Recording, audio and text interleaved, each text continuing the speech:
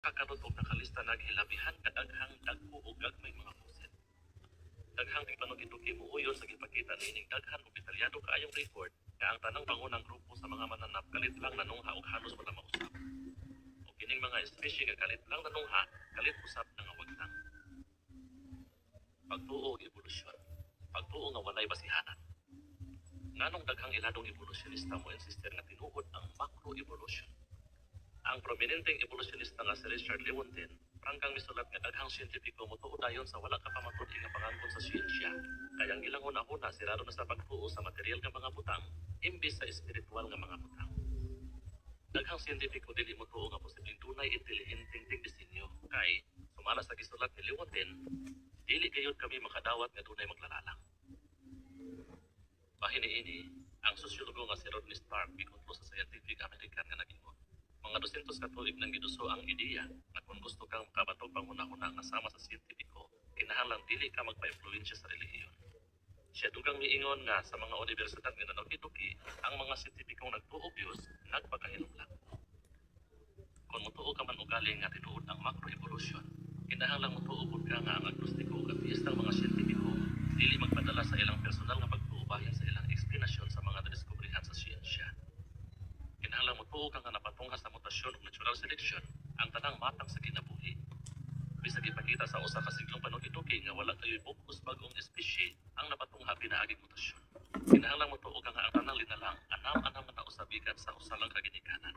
Bisan pag ang mga fossil klaro kaayong nagpakita nga ang pangunang matang sa mga tanom o mananap kalit lang nanungha ug dili kay anam-anam nga nahimong laing matang bisan sa paglabay sa taas kaayong panahon. Ikaingon ba nga kining matanga sa pagtuo gipasukat sa kamatuoran o sa kabakakan? Usa ang pagtuo ug evolusyon mao'y pagtuo nga walay basihanan.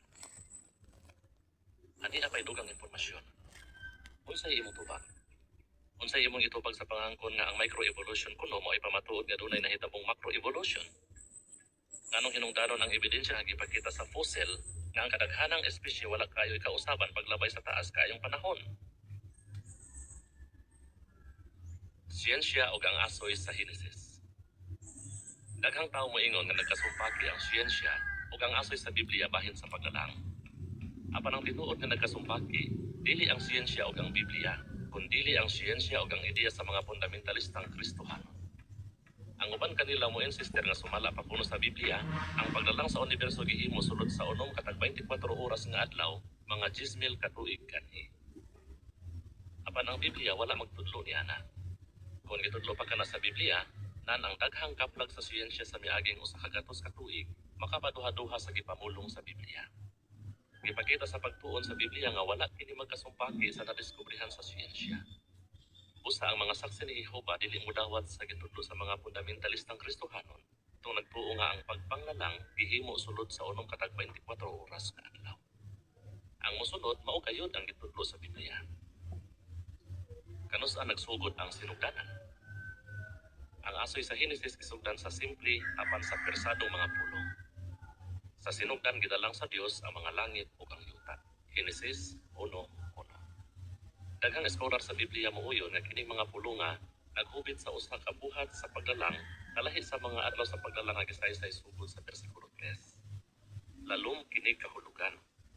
Sumala sa pasiunang mga pulong sa Biblia, ang universo lagi pang atong planetang yuta, naglungtad na sa wala pa magsugod ang mga adlaw sa paglalang. Gibanabana sa mga geologo nga ang yuta naglungtad na 4 bilyones ka tuig.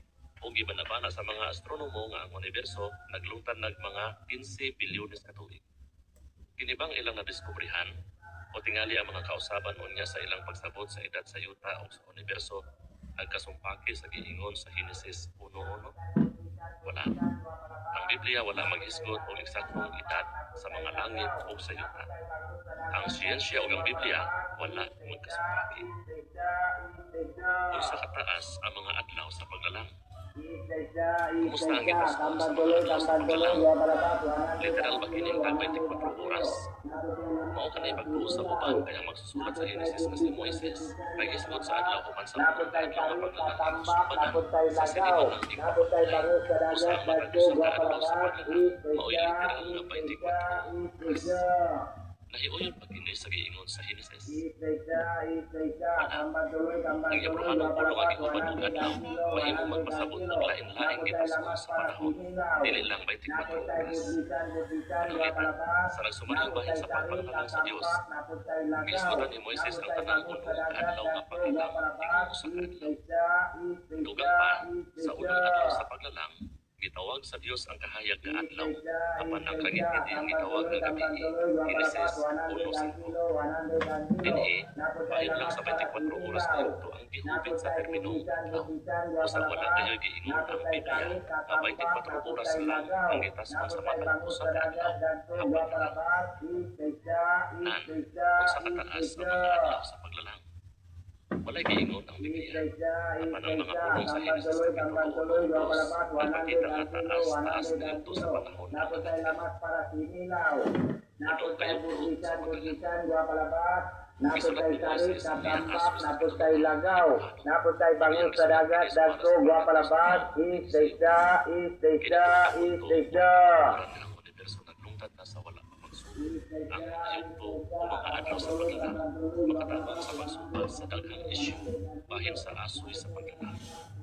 Sa unsang paagi, ang pagtuon sa asoy sa Henesis, nagpakita nga ang pagpanglalang sugod sa unang adlaw, nagpadayon hangtod sa usa o kapin pang mga adlaw nga misunod. Pananglitan, sa wala pa magsugod ang unang adlaw sa paglalang, ang kahayag sa naglungtad ng adlaw wala pa makaabot sa yuta tungod tingali sa bagang panganod. Sa unang adlaw, kining bagang panganod, anam-anam nga nanihag ug ang jutay nga kahayag nakalapos sa atmosfera.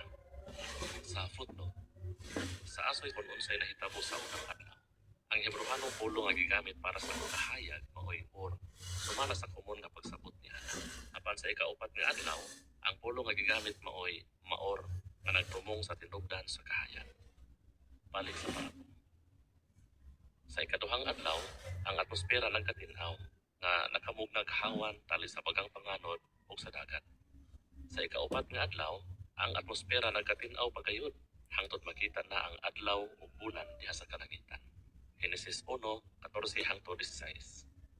Sa ato pa, sa pananaw sa tao dinhi sa yuta, ang adlaw ug bulan makita na gamay.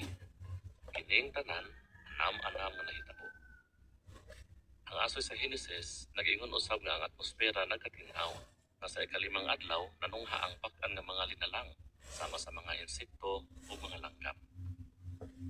Ang asoy sa Biblia mahimong sabton nga daghang gipanglalang sulod sa matag usa ka adlaw o yugto sa paglalang nga anam-anam nga gipanglalang imbis sa usa lang ka higayon. Nga tingali ang uban nagpadayon hangtod sa sunod pang mga adlaw sa paglalang. Sa footnote, pananglitan, sa ikaunom nga adlaw sa paglalang, gisugo sa Dios ang mga tao sa pagdaghan o sa pagpunob sa yuta. Henesis 1:28 ug 31. Apan kini nga hitabo nagsugod sa sunod pang nga adlaw. Balik sa parabong. Sumala sa ilang mga matang. Ang anam-anam ba nga pagtungha sa mga tanom o mananap, nagpasabot nga ang Dios nagamit og evolusyon sa pagpatunghag ng kalidades nga buhing mga butang? Wala. Ang record larong nagpakita nga ang Dios nagdalang sa tanang pangunang mga matang sa tanom o mananap. Kini bang orihinal nga mga matang sa tanom o mananap, giprograma ng daan nga makapahiangay sa nag-usab-usab nga kahimtang sa kinaiyahan? Unsa may ginutuban sa usa ka matang? Walay giingon ang Biblia. Apan kini nag-ingon nga ang buhing mga linalang may dagsang sumala sa ilang mga matang. Henesis 1:22. Sa ato pa, dunay ginutuban ang gidaghanon sa panagkadaiya sa usa ka matang. Ang mga fossil o ang modernong pagpanukiduki nagpalig-on sa ideya nga ang matang sa mga tanom o mananap wala ra kaayo mausap paglabay sa taas nga panahon. Sukwahi sa giingon sa mga fundamentalista, ang Henesis wala magtudlo nga ang universo lakip ang yuta ug ang tanang buhing butang diha niana gilalang sa mubong yugto sa panahon nga pipila lang kalibo ka tuig sa miagi. Hinunua, ang giingon sa Henesis bahin sa paglalang sa universo ug sa pagtungha sa kinabuhi dinhi sa yuta nahiuyon sa dili pa dugay mga kaplag sa siyensya. Tungod sa ilang pagtuo sa teorya sa filosofiya, daghang siyentipiko dili motuo sa giingon sa Biblia nga ang Dios mao'y nagdalang sa tanang butang. Apan makaiikag na sa karaang basahon sa Biblia nga Henesis, si Moises nagsulat nga ang universo dunay sinugdanan o nga ang kinabuhi hugna nananungha sugod sa mga Sa unsang paagi si Moises nakakuha og impormasyon nga nahimuyon sa siyensya duulan sa 3,500 ka tuig na kanhi tungod sa usa ka katuohang eksplanasyon. Ang usa nga dunay gahom ug kaalam sa paglalang sa mga langit ug sa yuta naghatag kang Moises og kahibalo nga tugma sa siyensya. Nakahatag kinig lig-on nga pamatuod nga ang Biblia inspirado sa Dios. 2 Timoteo 3:16. Apan tingali, makapangutana ka kung importante ba gayud nga motuo ka sa asoy sa Biblia bahin sa paglalang.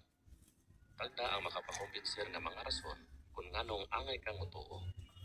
Ani apay dugang impormasyon. Unsay imong tubag? Unsay kasagarang sayop nga ideya sa asoy sa Biblia bahin sa paglalang? Nganong talagsaon nga ang Biblia o siyensya nagkauyon sa daghang punto? Importante ba kung unsay imong tuuhan? Sa imong hunahuna, doon na ba'y katuyuan ang kinabuhi?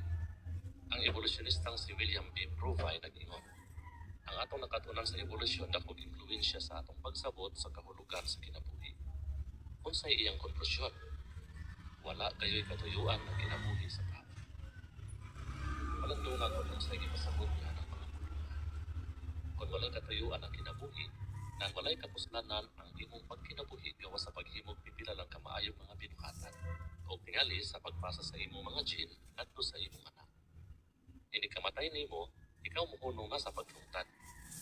Ang imong utok na may katako sa paghunahuna, pagpangatarungan ug pagpamalandong kung unsay kahulugan sa kinabuhi, mahimong usa lang ka aksidente sa kinaiyahan. Dugang pa, daghan niadtong nagtuo og evolusyon nag-ingon nga walay Dios o siya dili mangilabot sa mga kalihukan sa tao.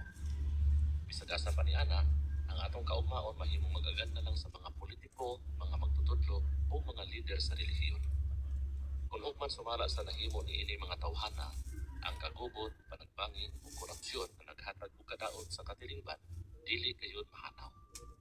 Kung tinuod pa ang evolusyon, murag duna kitay katarungan sa pagkinabuhi subay niini nga panultikon. Mangaon kita og manginom, kay ugma kita mga matay. Unang Korinto 15:32. Sa kasukwahi, ang Biblia nagtudlo, anaa sa Dios ang tuburan sa kinabuhi. Salmo 36:9. Makahuluganon kaayo kining mga pulugan. Kung tinuod ang giingon sa Biblia, ang kinabuhi aduna kayo'y kahulugan. Ang atong magdalalang adunay mahigugmaong katuyuan alang sa tanang mupili sa pagkinabuhi uyon sa iyang kabubuton. Kanang kabubuton naglakip sa ating kinabuhi diha sa usa ka kalibutan nga walay kagubot, panagbangi ug korupsyon ug wala usay kamatayon. May maayong katarungan ang milyon-milyong tao sa kalibutan sa pagtuo nga ang pagkahibalo bahin sa Dios ug ang pagkamasinugtanon kaniya makahatag gayon og kahulugan sa kinabuhi. Kana nga pagtuo dili hinanduraw lamang. Klaro kaayo ang pamatuod. Ang kinabuhi gilalang. Ani apay dugang impormasyon. Unsay imong tubag? Unsay imong tuuhan? Nga kita mitungha pinaaging evolusyon o nga kita gilalang? Anong kanay imong tubag? Unsa ang pipila ka maayong katarungan sa pagsusi sa basihanan sa imong pagtuo? Katapusan sa presyon.